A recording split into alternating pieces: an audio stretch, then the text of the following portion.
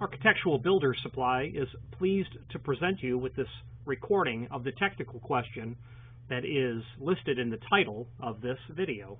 This call may be monitored and recorded for quality assurance.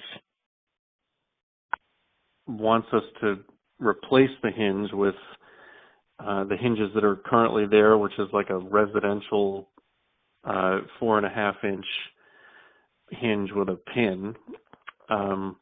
And so he wants us to have a hinge that looks similar, but it's for a very heavy door. They're probably 300-pound steel doors. And anything that I've found that looks like it would work with that is a ball bearing hinge. So I guess what I need your help with is picking out a hinge that's suitable for this application, and then, sending that to him and saying, this is what we recommend for this type of door. So hinges and 300 pounds don't go together unless the hinges are pretty epic in height and thickness. So please describe the door. These are historic steel doors at the Thomas Edison laboratories. That's my best guess about what they weigh. It takes two guys, I haven't weighed them, but they're probably between 200 and 300. They might be 250 pounds.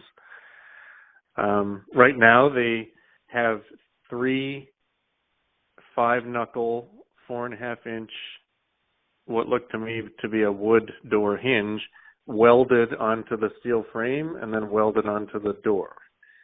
But they've worn down through these doors are used every day, constantly, and they're really heavy. So the hinges are all sagging, so the doors are now binding.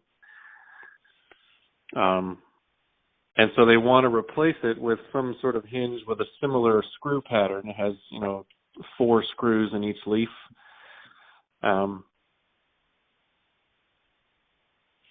So something that looks similar with a non-removable pin, but I haven't been able to find anything that would work with that kind of weight.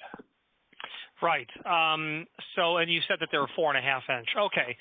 So when you're in that weight range, no chart is going to say to you, hey, you should use a 4.5. They're all going to be a minimum of 5 inch tall.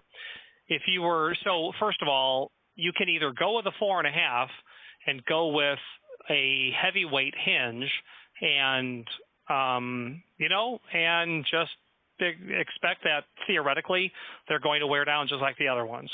The proper way to go would be to not use hinges at all.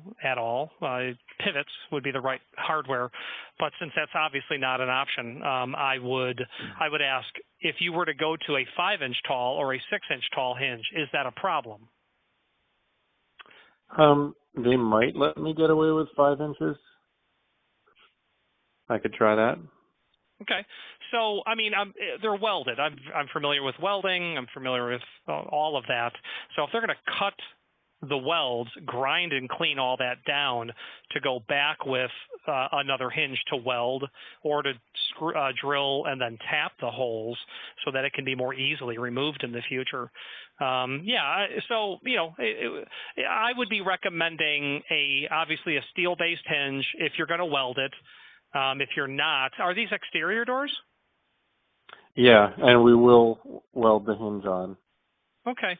So they do make hinges meant for welding, but they're going to be what you would use on sort of wrought iron work. So assuming that you want to use a standard hinge, and maybe you can even plug weld through the holes where the screws go, I would like to see the tallest hinge possible, 5 or 6, and using a heavyweight steel-based hinge. I am a big fan of Stanley. It's a high-quality hinge, but they're all going to Hager, McKinney, Ives, and 50 other people. They're all going to have good hinges as well. If you like, I can email you a cut sheet to the hinge that I am thinking about and discussing and send it over to you. Yeah, that'd be great. Okay. So I do have your email here. You are in New Jersey, correct, Michael Gallant, WMG? Mm-hmm. Okay. I've got your email. I'm going to send that over to you, and let me know how you like that cut sheet, and we'll go from there. All right. Thanks.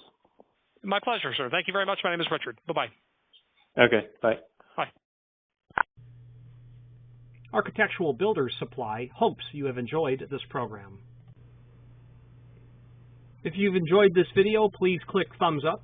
Please click subscribe as well, and even share the video with someone that you know. And if you have any questions for a future video, please send them our way, and we will make every attempt to oblige. And thank you very much.